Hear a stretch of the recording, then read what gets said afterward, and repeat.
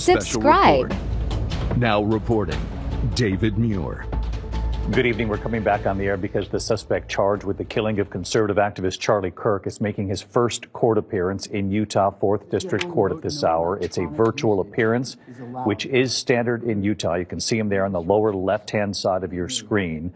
A short time ago, Utah County Attorney Jeff Gray revealed his plan to seek the death penalty against the suspect, Tyler Robinson. Let's listen to the judge. Calling case 251-403-576. State of Utah versus Tyler James Robinson. Could you state your name?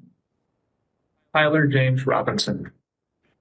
Thank you for being here, Mr. Robinson. I'm Judge Graff. Mr. Skortis. Good afternoon, Your Honor. You're probably already aware of my presence or why I'm here, but if not, I am not entering an appearance. I'm not counsel on this case. I'm working with the county to get counsel assigned, but we need you to allow for the appointment of counsel. Thank you, Mr. Skortis. I want to go through the qualifications for indigency, but that is my intent, Mr. Skortis. Very well. And I thank you for being here. So, Mr. Robinson, you have a right to an attorney. If you cannot afford one, the court can appoint an attorney to represent you. I have reviewed your declaration of financial status and find that you are indigent. I'm provisionally appointing a Rule 8 qualified attorney to represent you on your case, Mr. Robinson. Along with the filing of their appearance of counsel, the assigned attorneys must file declarations with the court that outline their qualifications under Rule 8 and Rule 8C, under Rule 8B and Rule 8C for counsel appointment in a case where death may be a sentencing option. I'm ordering that those declarations be filed prior to the next hearing date, which is set for September 29th at 10 a.m. Mr. Robinson, I also wish to inform you of your rights against self-incrimination. Anything that you say in court today could be used against you, and we want to protect your constitutional rights. Mr. Robinson, at this time, you will remain in custody without bail. Mr. Skortis, is there any other points that you wish to address? No, thank you very much, Your Honor. Turning to the state. Yes, Your Honor. Chad Grunander for the state. I'm also joined, and they're listed as attendees, Ryan McBride, Lauren Hunt, David Sturgill, and Chris Ballard. We are the trial team on this case. I do have a few points I'd like to bring up with Your Honor. We have filed a pretrial protective order on behalf of Erica Kirk. We would ask the court to review that. It should be in your queue, Your Honor, and sign that. Thank you. I have reviewed the pretrial protective order and will be issuing this pretrial protective order in favor of Erica Kirk. Is there any other business that we need to address today, counsel? Just for the court's information, we did file just recently, within the last few minutes, a notice of intent to seek the death penalty that was filed by Utah County Attorney Jeff Gray. So that should be in the court's file. Lastly, I would just indicate to the court and to, at this point, Mr. Robinson, that we are prepared to collect all of the discovery in this matter and get that turned over to the defense as soon as possible. Rule 16 requires us to provide what we have relied on in charging the information and bringing these charges within 5 days once it's requested. So that'll be prepared to disseminate to the defense as soon as possible. Thank you, Mr. Grunander. Mr. Robinson, what I also want to do is you have the right to have the charges read that you stand charged of, and I wish to read those to you at this time.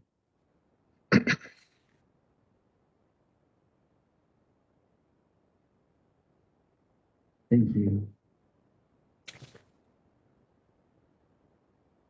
Mr. Robinson, for count 1, aggravated murder, a capital felony in violation of Utah Code annotated 76-5-202, in that on September 10th, 2025 in Utah County, the defendant, Tyler James Robinson, intentionally or knowingly caused the death of Charlie Kirk under the following circumstances. The defendant knowingly created a great risk of death to another individual other than Charlie Kirk and the defendant. Notice conviction of this offense may carry the death penalty or pursuant to Utah Code 76.3-207.7, a mandatory term of imprisonment for life without parole or an indeterminate term of not less than 25 years, and that may be for life. Victim targeting enhancement in violation of Utah Code annotated 76-3-203.14 sub 2. Tyler James Robinson intentionally selected Charlie Kirk because of Tyler James Robinson's belief or perception regarding Charlie Kirk's political expression. Notice if the trier of fact finds beyond a reasonable doubt that the victim targeting enhancement applies, the sentencing judge or the Board of Pardons and Parole shall consider the defendant's selection of the victim as an aggravating factor. Violent offense committed in the presence of a child aggravating factor, the sentencing judge or the Board of Pardons and Parole shall consider as an aggravating factor in their deliberations that the defendant committed a violent criminal offense in the presence of a child. Count 2, felony discharge of a firearm. You are witnessing here our ABC News Live coverage. This is the first appearance in court, virtually you can see, which is how they do it. In this particular jurisdiction, Tyler James Robinson, the suspect, charged with aggravated murder among the 7 counts revealed late this afternoon. The judge is now reading those counts to the suspect. He nodded his head, understanding that the charges would be read to him. He was told he can have representation. The county attorney saying Robinson will face those 7 charges, including aggravated murder, obstruction of justice, and witness tampering. Our team is standing by with new reporting on the case. We'll have much more coming up on World News Tonight. For many of you, we rejoin your local news here in the East, and for those of you in the rest of the country, we'll see you a short time from now for World News Tonight. Good day. This has been a special report from ABC News. All right, we continue the breaking news coverage here on ABC News Live reports. The man who stands accused of murdering Charlie Kirk is making his first court appearance. It's happening right now. There you are looking at 22-year-old Tyler Robinson. I want to see if, and I'll let my control room guide me through this here, if we're able to listen in momentarily. Okay, let's take a listen in as this court hearing is playing out. Presence of a child. Count 3. Obstruction of justice, a second-degree felony in violation of Utah Code annotated 76-8-306 sub 2, in that on September 10th, 2025 in Utah County, the defendant Tyler James Robinson, with intent to hinder, delay, or prevent the investigation, apprehension, prosecution, conviction, or pursuant to any person regarding conduct that constitutes a criminal offense, conceal or remove the firearm used to shoot Charlie Kirk, and the conduct that constitutes an offense would be a capital felony or a first-degree felony. Count 4, obstruction of justice, a second-degree felony in violation of Utah Code 76-8-306 sub 2, in that on or about September 11th, 2025 in Utah County, the defendant, Tyler James Robinson, with an intent to hinder, delay, or prevent the investigation, apprehension, prosecution, conviction, or punishment of any person regarding conduct that constitutes a criminal offense, destroyed, concealed, or removed the clothing he wore during the shooting, and the conduct that constitutes an offense would be a capital felony or first-degree felony. Count 5, tampering with a witness, a third-degree felony, in violation of Utah Code annotated 76-8-508, in that on or about September 10th, 2025 in Utah County, the defendant, Tyler James Robinson, believed that an official proceeding or investigation was pending or about to be instituted or intended to prevent an official proceeding or investigation, and attempted to induce or otherwise cause his roommate to withhold testimony, information, a document, or an item to wit, directing his roommate to delete incriminating text messages. Count 6, tampering with a witness, a third-degree felony, in violation of Utah Code annotated 76-8-508, in that on or about September 11th, 2025 in Utah County, the defendant, Tyler James Robinson, believed that an official proceeding or investigation was pending or about to be instituted, or intended to prevent an official proceeding or investigation and attempted to induce or otherwise cause his roommate to withhold testimony or information, to wit, directing his roommate to stay silent if the police questioned the roommate. Count 7, violent offense committed in the presence of a child, a Class A misdemeanor in violation of Utah Code Annotated 76-3-203.10 sub 2 and 76-3-203.14 sub 3a little double I, in that on or about September 10th, 2025 in Utah County, the defendant, Tyler James Robinson, committed criminal homicide in the physical presence of a child younger than 14 years of age, with knowledge that a child was present and that may have been seen or heard the commission of the criminal homicide. Victim targeting enhancement in violation of Utah Code Annotated 76-3-203.14 sub 2, Tyler James Robinson intentionally selected Charlie Kirk because of Tyler James Robinson's belief or perception regarding Charlie Kirk's political expression. That concludes reading the information. Mr. Robinson, this case is set for September 29th at 10 a.m. It will be a waiver hearing, and I will be the judge assigned to this case. And Mr. Robinson, I invite you to join us at that time. Is there anything further, counsel? No, yeah, we'll have counsel appointed by then. Thank you. Mr. Gurander, anything further? One item, just for clarification, Your Honor, the hearing on the 29th, is that in person or WebEx? Thank you. That is a great question. It will be via WebEx. Okay. Thank you, Judge.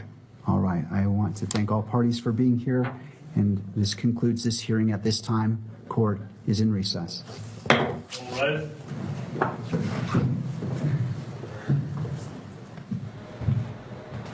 So the suspected shooter there of Charlie Kirk, the hearing has now just concluded. We know that the state is pursuing the death penalty here.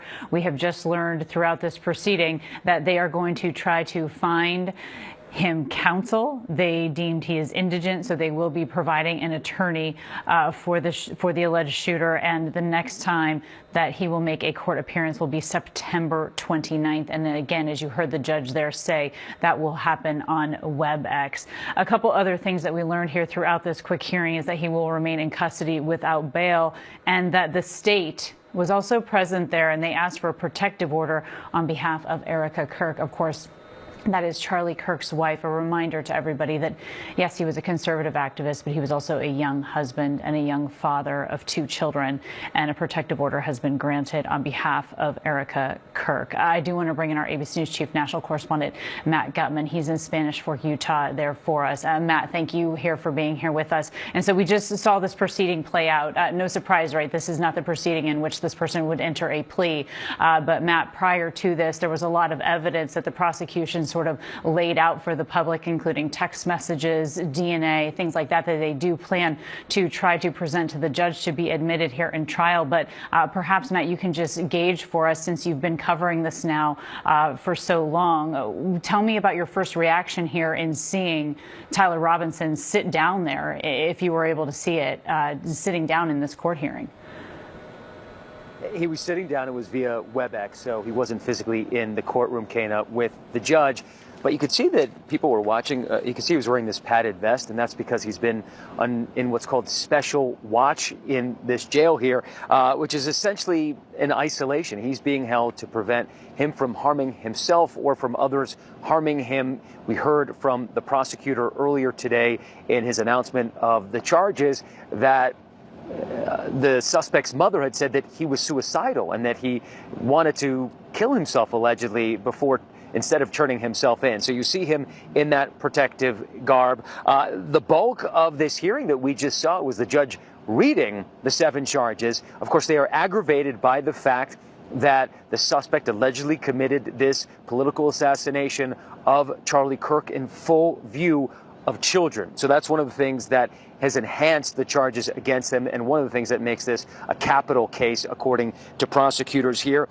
You mentioned it. He is was pronounced indigent, which means he can't afford to have his own counsel, his outside counsel. One will be provided to him by the court, but there's only a finite number of lawyers who are certified under what's called Rule A qualified attorneys in the state of Utah, or qualified with dealing with a capital case. And my understanding from several sources is that some of those people have been reluctant to take on this case because of the backlash that they are concerned about. They are obviously working on getting him an attorney with, I'm sure, full protections, but that's something that's going to be next. And the next hearing, as you mentioned, September 29th, 10 a.m., he will have counsel present. I'm not even sure if at that point he will enter a plea, Kana. That's really interesting. And they said, again, that one will also be on WebEx. Apparently, it's really standard procedure there in Utah for this first appearance to also be virtual, as Matt mentioned. And Matt, I'm hoping we can just quickly go through some of those text messages that you mentioned there, again, with this roommate with who prosecutors say that he was romantically involved with. And one thing they touched on in this hearing, too, Matt, is the fact that in this text message exchange, we're showing some of it, but Matt, they pointed out to the fact that they believe the shooter asked his roommate to delete the exchange and then to not speak with the media, and then it's shown in these charging documents, Matt. Yeah, we have not seen these text messages. We have heard them for the first time from the prosecutor. They also put out this charging document in which these messages were revealed. And it appears to show this exchange between the suspect and his roommate, with whom he was romantically involved, apparently. And it's very, very detailed. And in the text messages, the prosecutor says that the suspect was talking about the murder weapon, talking about where he stashed it, talking about how he stashed it, and yes, allegedly advising his roommate to delete the messages and not to cooperate with law enforcement, to get a lawyer and not talk to the media if there's blows up. And eventually it did. What also struck me about these messages, at least initially, is that the suspect appeared to think that he could get away with this. He was hoping that he would never have to mention this to anyone ever again, and that they would never be able to find him. And it was only, as we've learned through these text messages presented by the prosecutor, when he realizes that he can't get back to that rifle that he stashed and take it somewhere else, and he realizes that police is right in that vicinity and he can't go get it, that he is in trouble. And that's when things start to spiral out of control for the suspect, according to these text messages. And at that point, he does appear, at least afterwards, to talk about being suicidal, not wanting to turn himself in. Eventually, he's convinced by his parents that he should not do any harm to himself and that he should do the right thing and turn himself in, Kana. Right, and the prosecution revealing this was his grandfather's rifle. It was a very important piece of family property. Right. Matt Gutman, thank you, as always, for being here with us today.